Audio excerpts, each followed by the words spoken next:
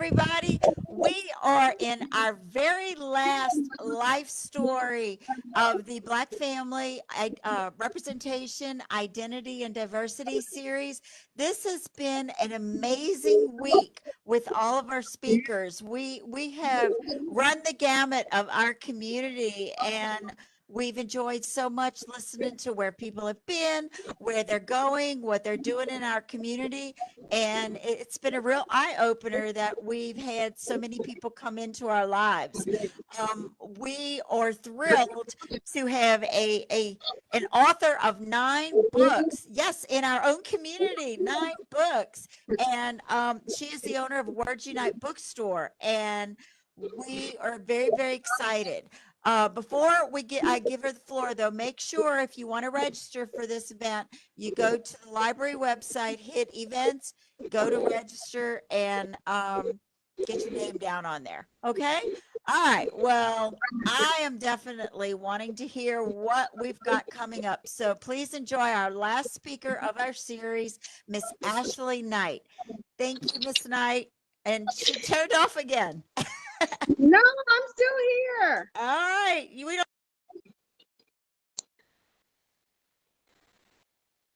All right. Not social media, technology. You're gonna have to work today. We are going to save the best for last, and I am super excited to be here. So if my camera cuts in and out, trust me, I will be back because Ashley Marie is resistant. And I call myself Ashley Marie. I love my middle name. That has been one of the identifying names that I have used my entire life.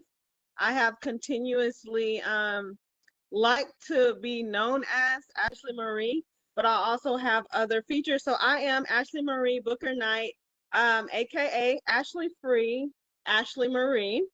And I am a co-owner of Words Unite Bookstore, and that is www.wordsunitebookstore.com. There I go again, back out. And I am super excited to be here today to share my story about how I got where I am now and what I'm doing and where I've been. I'm also, like she said, an author of 9 books. So this is a few of my books right here. And I am an Amazon bestselling author, as well as my family is 4 generations of authors.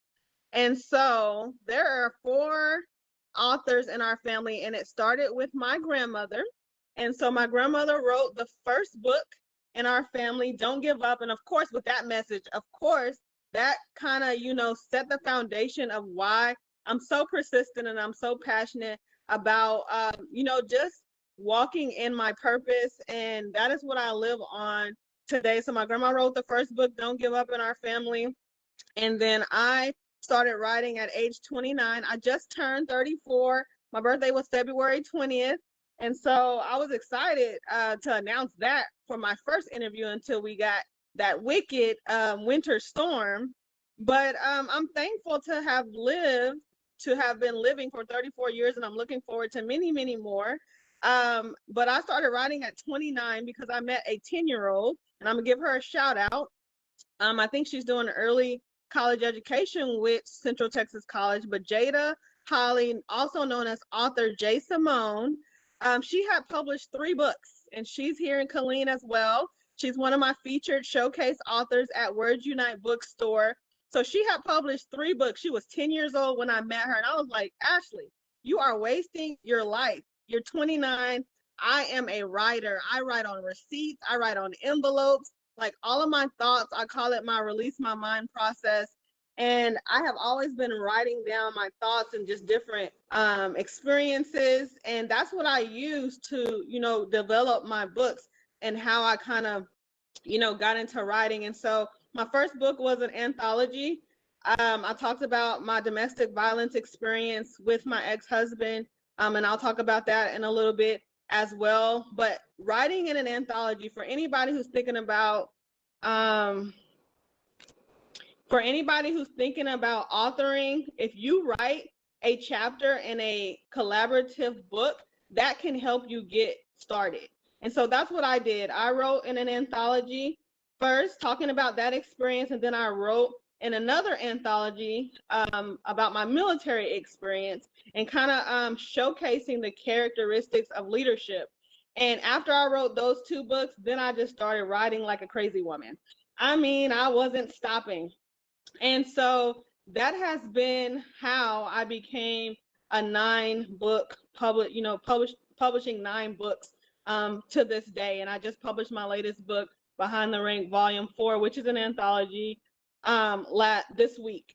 And so we also have my 2 daughters, my 13-year-old and my 9-year-old, have also published books. So those are the 4 generations. My grandma, my oldest daughter, my youngest daughter, and myself are all published authors. And my oldest daughter is an award-winning author. And so we are just thrilled to have this authorship family.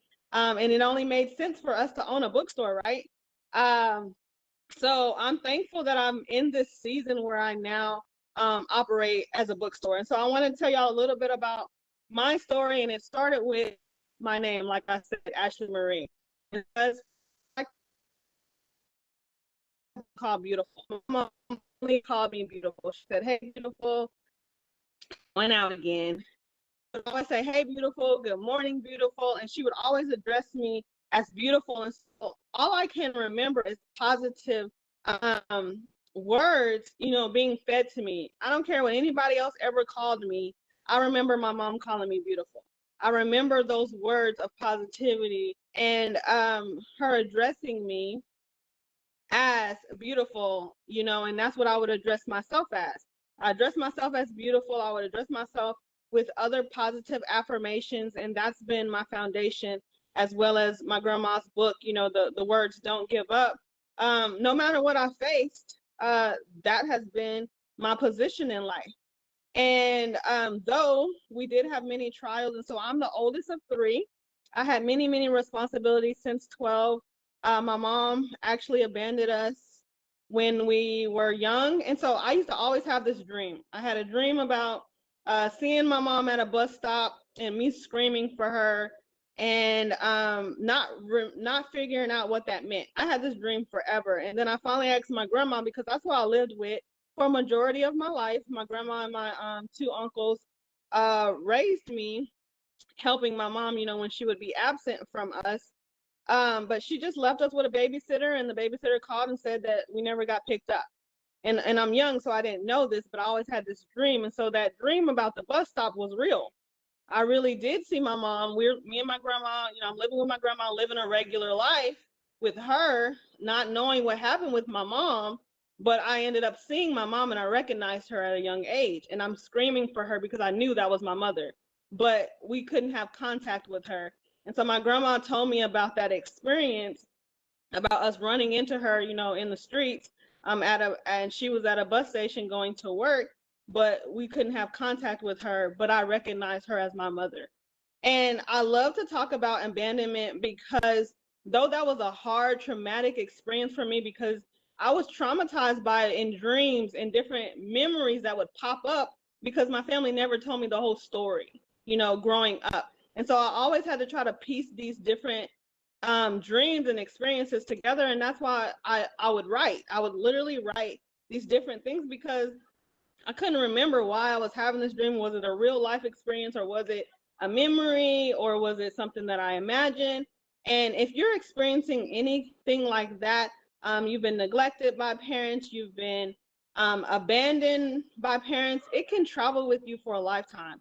That was my struggle throughout my whole life, just trying to heal from people leaving me. And for my mom to leave me, that was the hardest thing. And so she came back when I was around, like in the 2nd grade. I think I was 11 or 12. And we had a new brother. So it was me and my little sister that were the siblings at first. So I'm the oldest, and then I have a younger sister. And then 5 years later, she had a brother. So she came back to raise us. And we had a little brother.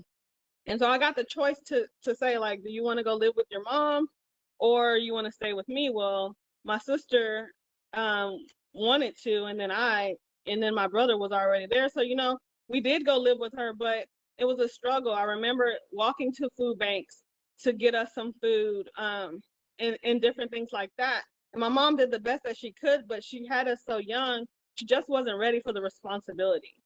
And for the longest, I couldn't understand that, you know. And as a mother now, I'm a mother of 3 girls now, and I understand the different choices that you have to make for your kids. And if you're not ready for it, it can be a hard choice. And for me, once I had my children, I would never, you know, I always made sure I was ready for the responsibilities that were going to come my way. And if I wasn't ready, I have always been had the wisdom to reach out to get the assistance that I've needed. And so I'm thankful as a young Black woman. I'm like the youngest person in most of my circles. Most of my friends groups, you know, I'm 34, but my friends are 50, in their 50s or older. And I'm thankful for that wisdom around me, because I feel like my life, my childhood kind of made me, you know, mature a little faster, because I had real responsibilities. Me and my brother and sister had to eat, you know. We had to really be responsible. I mean, I really had to be responsible with making sure that we had everything, calling family members when the lights were out and stuff like that. And not everything was bad, because I tried to recollect through counseling. And if you're not getting behavioral health assistance, I'm telling you, don't shun that. Do not think that you're weak if you got to go talk to a counselor, because it was that time that I got assistance with counseling that they revealed different things to me. I had to think back, you know, that it wasn't all bad, but the only thing I could remember was the trauma. And my counselor helped me to remember, you know, the good times that I had with my mom. But that abandonment was so heavy that all I could think about is the pain that she caused me during that time that she left us consistently. And then towards my high school years, she got addicted to crack cocaine. And so we lost her for a longer time.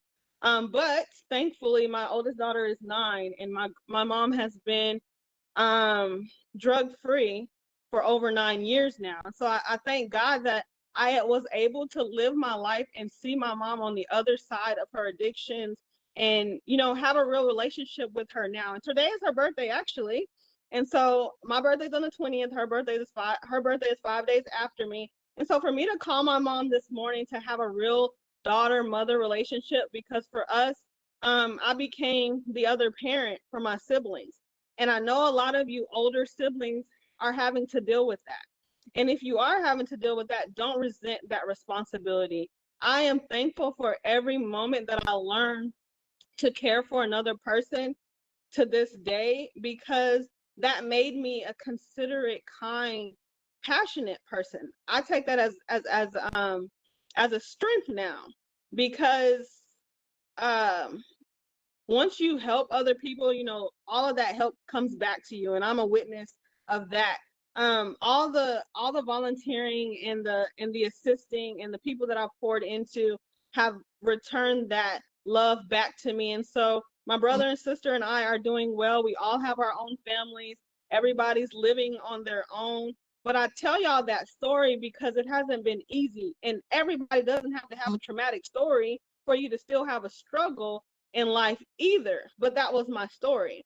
You know, my mom leaving us at a toddler age with a babysitter, and then us having to get picked up by my grandparents, and then me having traumatic dreams about seeing her in public and not knowing what that meant until somebody revealed to me that those are real life experiences, because your mom left you at the babysitter's house and we were raising you.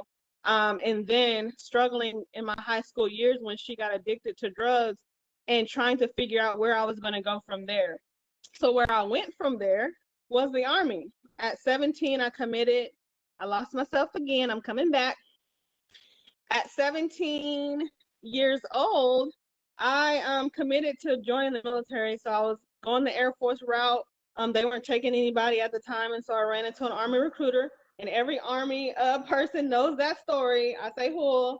Them Army recruiters are ready for you when every other military branch gives you the boot or are not available. The Army is already, they're always available to reel you in. And so I had an Army recruiter that really got me set, because I'm a bowler. Okay, so that's my secret. Like, my passion is bowling. I was on the bowling team, In high school, um, I was a transfer student.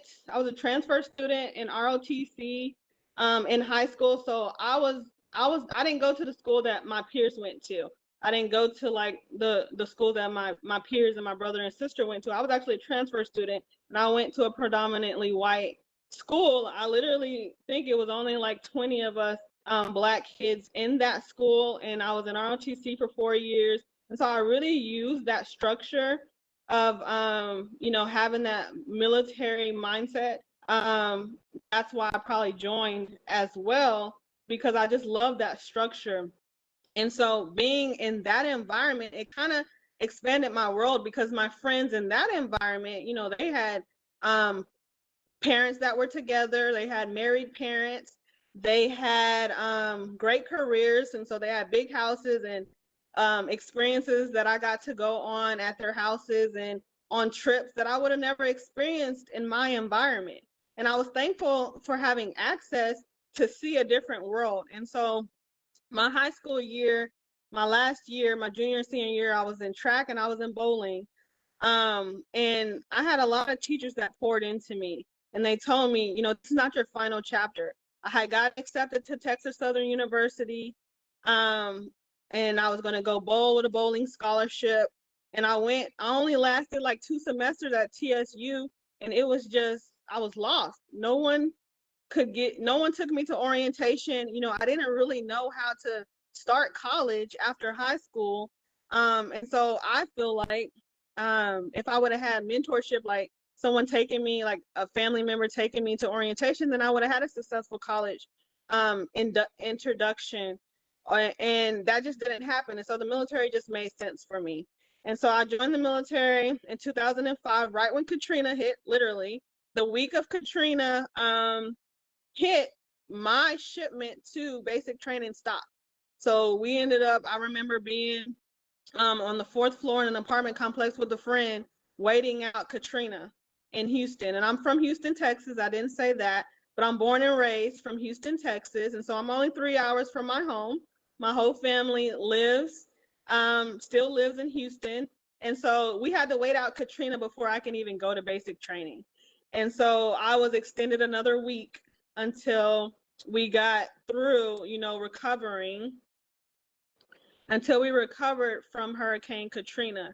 And that was the best choice that I could have made for my life. I traveled overseas my whole military career. I only served 10 years and 3 months, but that was the best 10 years and 3 months of my life. I served in Germany. I served in Hawaii. Originally I did reserve time in Conroe, Texas, because I wanted to come back home, but coming back home wasn't the right choice for me. And so immediately after getting out of basic and AIT and doing that reserve unit in Conroe, I went active duty and I went to Germany. And that was such an amazing experience there. I can't wait to go back. My oldest daughter was born there. And I want to take her there, show her, all the different places that I got to see when I was young. I was there at 19 years old. And then we shortly after that went to Iraq. And that was a tough experience at 19 years old. And I tell people this all the time, because as young people, we experience so many things as young soldiers. And I know I hear about D-Day and all the heroic veterans that had to fight in the war and World War II and all of that. And they were so young. I know what that felt like. I knew what being 19 and overseas as a soldier with weapons in your arms, fighting an enemy felt like. And the constant incoming sounds and being in a bunker and literally, hearing the incoming or hearing the bombs come down, and you're in the shower and you got to go get in a bunker to get some kind of covering over you, or those early mornings on the flight line, sending your brothers and sisters off in a coffin, in a box. That was the worst. That was the worst experience I could ever have experienced. And so I'm a serious person, but so life is serious for me. And when I came out of military into civilian life, it's been hard for me to really accept the pleasures of being a civilian, of regular life, because I dealt with real life. I lost real battle buddies. I lost real people at an early age. I saw real war at an early age.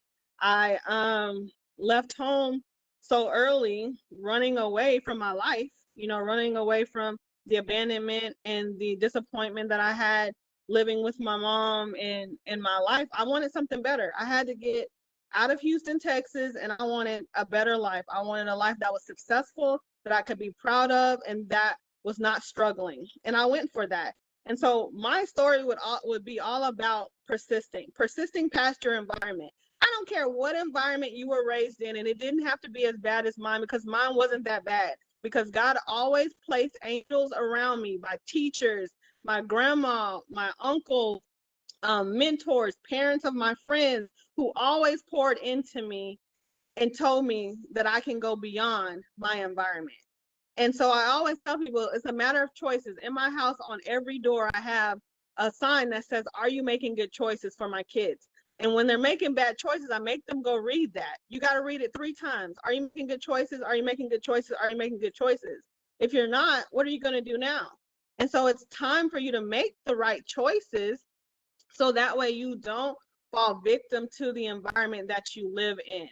And if anyone is struggling with that right now, I encourage you to press past the suck. I always say that. You got to press past the suck, because it does get better on the other end.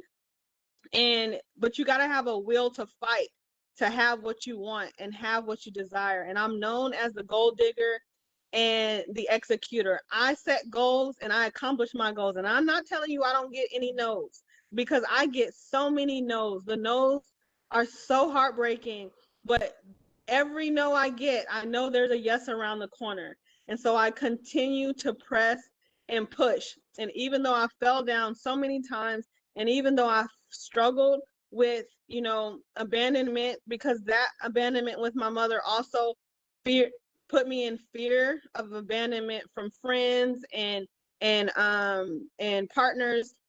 When when my husbands, when I got married, I carried that feeling, I carried that fear. But it wasn't until I got behavioral health assistance that I really started to process all of that. And now I know what to call it. And now I know what I'm feeling when someone's leaving me or somebody disappoints me. Now I can speak on it and use my words properly. And so after I served 10 years in the military, like I said, I went Germany, spent some time in Iraq, Hawaii, then back to Texas at Fort Hood. I had to exit out of the military because of a marital domestic violence situation that I had to break free from. And that is what revealed all the different issues from my childhood. Experiencing the abandonment from my mom, hearing the toxicity from family members. And I say that because as a Black woman, I didn't really experience any racial hatred. I tell people that all the time. I don't know racism because I never really felt racism issues growing up, because I was a transfer student at a predominantly white school. And all of them were my friends. I had many friends of many different statures of position in life. And I knew the different possibilities that I had. And if there were issues, like for me, my friends might have had a lot of money and had parents together, but I knew I could have a great life even though I didn't have the money that they had, or the clothing that they had, or the things that they had, and so I could see it. Even though I didn't have it, I could see that happening for me. And so I'm thankful for that experience as well. And so after the military, breaking free from my domestic violence situation with my ex-husband, I started to live. And that's where Ashley Free came about. I was about to lose my house under foreclosure. And I'm telling you, I know financial hardship. You can't tell me that you are facing financial hardship right now and you can't get past it, because I've seen it on many different occasions growing up, with not so much money, with living with a single parent as well as a single grandparent who was raising me with limited funding, but we had everything we need, because I always say God provided for us. And so after I got out of the military, about to lose my house, I started holding these positive signs throughout the community, and I became Miss Positivity. And my signs would say, "You are brave, be brilliant, be smart. Um, you you can do anything. Be strong. You are beautiful. You are worth it." And it just spread like a flower. Um, the positivity that was spreading throughout Killeen and Temple. And then I would take my signs on every trip that I would travel to, because by then I had become an author, and I was traveling on tour, and I would take my signs through the airport with me. So I would carry my signs through the airport, and I would have people stop and want to take a picture. And so I just became Miss Positivity. But every time I held those signs, people were not realizing that that was pouring back into me, because I was about to lose my house. I didn't know where money was going to come from. Um, and I just couldn't see anything other than I gotta just kill myself because this is not gonna work. And I tell people, even people of faith, suicidal thoughts are real, and you gotta fight against those with something bigger. And those signs saved my life. Me holding those signs, every time somebody stopped and said, "Thank you for that sign. I needed that today." I needed that today too. And sometimes you gotta do something for somebody else to give you what you need. And so I was so thankful to have that time and that experience, holding my signs. And so now I stand for positivity under my umbrella of Words Unite Bookstore. So we have positive efforts and programs that we establish through the store. And from there, then as I traveled throughout, the states with the books on book tour, I was like, how can we make this thing bigger? How can we make this thing a better environment? Because I kept meeting so many authors, and we were trying to figure out how we can get more profits for our book sales, without losing so much from Amazon and Barnes and Noble. Like, we were getting 30 to 45% deductions from our book sales. We needed more money for that. Authorship is a great career path for writers, and not everybody is going to be a New York Times bestseller. We're not on that mainstream, but we could have a productive career in authorship. And so I built the bookstore, along with Kiana Cannon, which is my business partner. We came together, meeting each other through a veteran organization. We were on a ladies trip in Washington, D.C. We both live in Killeen, but we didn't meet each other until we went all the way to Washington, D.C. on a trip.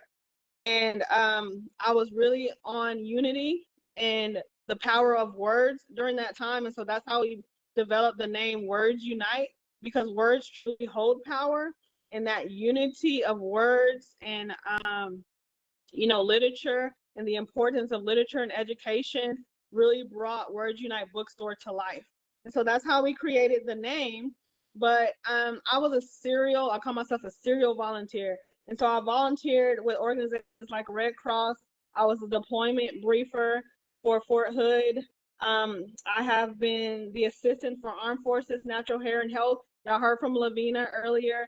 I worked for her for many years. I have assisted Phantom Warrior Food Bank with their food care center, the food care center in Killeen, Camouflage Sisters. I'm the assistant for that, and that's military women sharing their military stories. And that's our history books, military women in their service.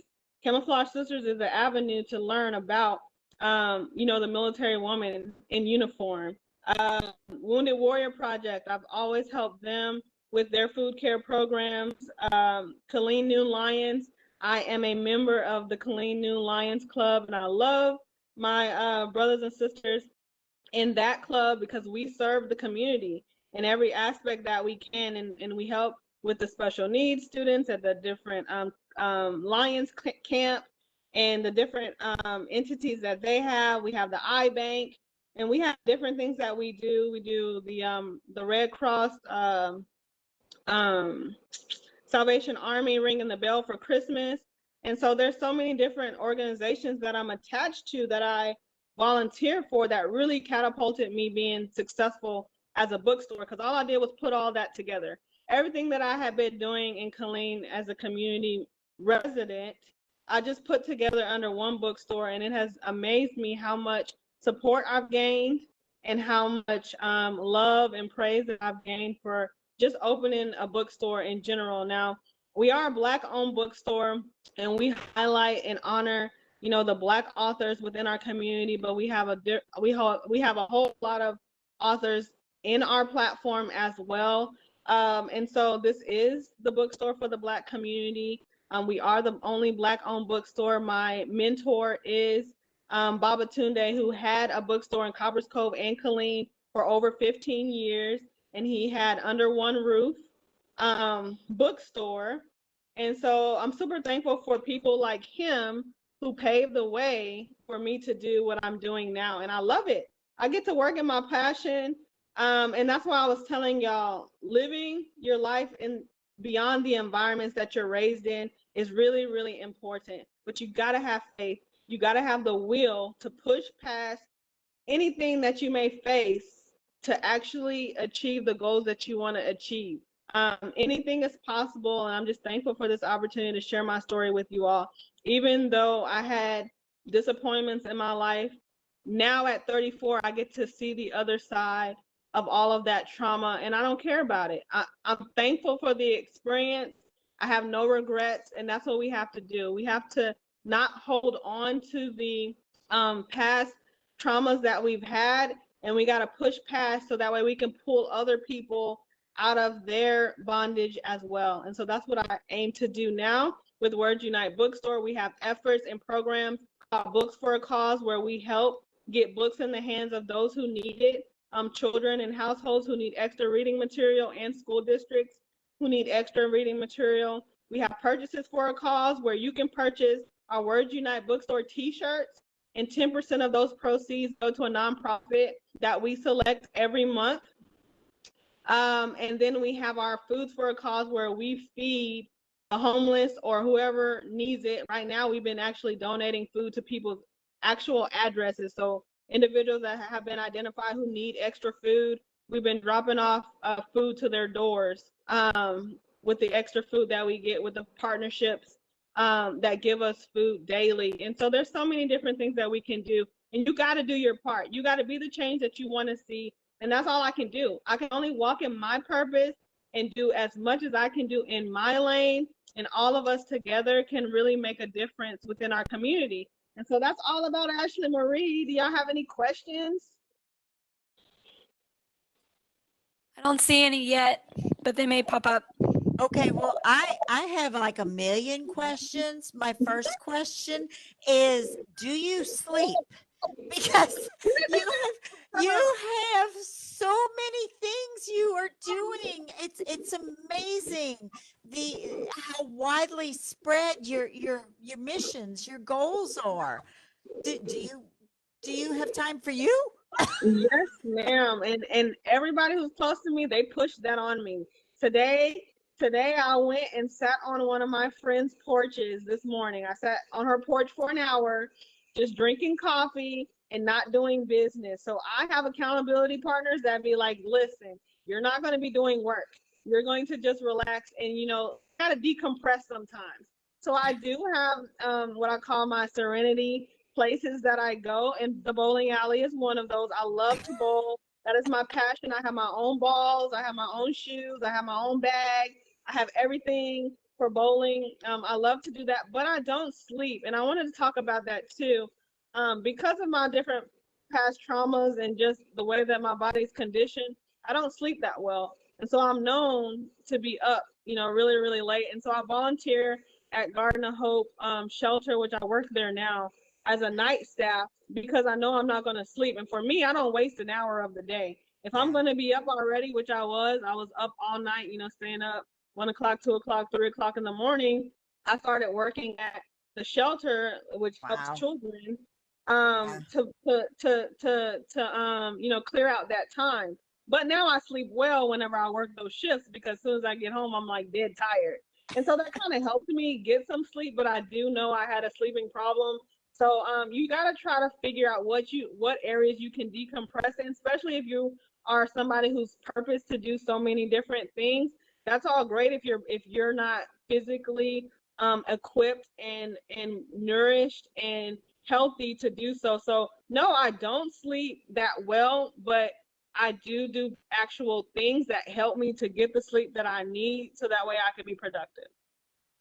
Well, I am just in awe of you, and I need to know, because I'm part of the Writers Guild here, and we have students in the guild who want to be writers, and they will write many things, but they can't ever like get. Well, one of our writers actually has written 3 books and not published yet. And then we have another writer who writes all the time, and she needs to get it all together in one spot. And you would be such an inspiration to them because you wrote 9 books in this small amount of time as a young adult. They are young adults. And so what kind of advice can you give our writers guild that that basically want to be you? Definitely. So yes, I thought writing a book was like so hard. And when I finally wanted to start writing, my grandma had already published a book, so I knew what it looked like, but I wasn't really there, doing it with her. So when I was ready, I talked to her. When she published her book, she published it in 1996. So of course that was a whole lot different than us publishing now. And so I have learned the self-publishing avenues on like 6 platforms. And so I'm known as a self-publishing guru. If you want to publish your book, definitely contact me via my bookstore. So that's info at wordsunitebookstore.com. You can email me and I can get you in the right lane to publish your books. Because I always tell people your story is waiting, is just somewhere waiting for somebody to read it so that they can realize that they're not alone, and they can, have that experience to see some victory or see some light at the end of the tunnel. So people are already published. Those are the ones that I want, because to come to me and to get my assistance, because I have self-publishing assistance, you have to have written 14,000 words or more for me to you. So if you're already writing, you already have done the hard part. And so there's many self-publishing avenues that you can do that I'm connected with. And if you would like assistance, I can help them publish. But the advice I would give is you got to start writing if you haven't written before. You require at least 14,000 words or more for you to have a good document book for you to publish in general, that has good enough content and quality. So your goal should be 14,000 words, and then 2, you should be writing right now, and then connect with someone who's already doing it. I have publishers on my team, and then I know how to do self-publishing. And so if you really want to publish, we don't have high fees, but I know people who do have the higher fees. If you want to go all the way with it, having a publishing team that will get you gigs and book signings and publicity, you can go as big as you want to go with it, but the time is now to start publishing. That's amazing. Our writers guild will love that. They are a very diverse group, and they would fit right in with your bookstore. And so that's great information for our writers there. They'll be very excited. And make sure that you give us your website and everything so that Lee can put it in the comments, and that way anybody who goes ahead and watches this can easily find you. Lee, any more questions? No, I don't see any. Not Oh, wait, yet? wait, Oh, wait, wait, wait. wait. Yes, there is. How should one go about finding a publisher? Come talk to me. Because I have heard horror stories about people contacting publishers that just go ghost on them or disappear or steal their work. So definitely contact me. I have a vetted list of publishers that will get you a great product.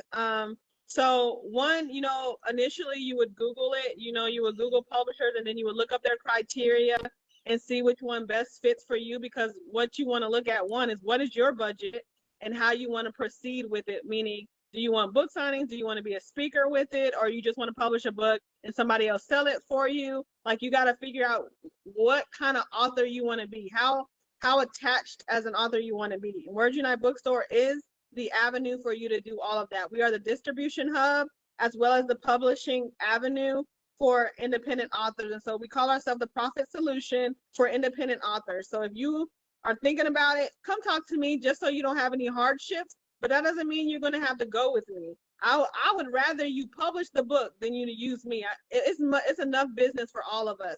And so I don't want you to just come shop with Ashley. I want you to publish that book. And so I will get you in the right area that fits you the most. Wow. Wow, you are such a resource in this community. Besides, like all of your volunteering and all of your 16 jobs, you know, you you are you are a godsend in our community. So, Lee, any other questions? No, I don't see any. Okay, all right. Well, Miss Ashley Marie Knight. Yes. We are so pleased that you came to give us your life story today and how much you shared with us. And it is so encouraging. You know, we've seen your military career, which is something, you know, we've not had too much of stories about. And then also where you've come from and what you're doing today. This series has brought to us the most wonderful people in our community that we didn't know were here. And now we do know that we're here. And it has been such a pleasure to walk in everyone's shoes. And we want to thank you so much for that. Everybody who has been watching these series, thank you so much for sharing the lives of your community, people in your community. And we want to thank all of our speakers who have been with us for being brave and risking vulnerability. And yeah, she's nodding her head. It's not that easy to talk, huh? No, I was crying all morning and I was like, I guess I'm about to pour my soul out today because some days you need a good cry.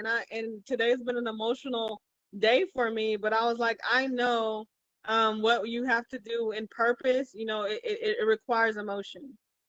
You're correct. And we honor the fact that everyone has taken that one step in bravery, and poured their soul out to us so that we could do what we originally said was when you listen to people tell their stories, then you get honest humanity. And that was our goal, is to get honest humanity from the people in our community. So thank you so much. You've been in and out. We've gotten some wonderful cameo pictures of you throughout this. Um, but it's all good. It's all good. We were just talking about don't worry about what you look like and what's happening. Right? It's been quite the adventure this whole week, but we made it through. So everyone, thank you. We're going to go ahead and post the links to this video as well as to all the other videos on both CTC's YouTube and the library's YouTube. Don't forget, Miss Knight, to put your website in our chat so that Lee can put it into the comments. And we just want to thank everyone for being with us for this series. Personally, it's been wonderful for me, and I've enjoyed every minute of our guests. We've had the most awesome guests. So, Lee or Ashley, did you want to say anything else? Or No, thank y'all so much. And I mean, education and knowledge is very important. And so if you are listening right now, you're getting informed, and continue to do that. thank you. That's awesome. And that's from the 9-book writer, guys. So you know she's got it. She's got it going right. Anyway, all right. Well, Lee, we're going to let you take us out. And Miss Knight, don't go away quite yet. Okay. Bye, guys. Oh, there she is. She could tell us bye with her smile.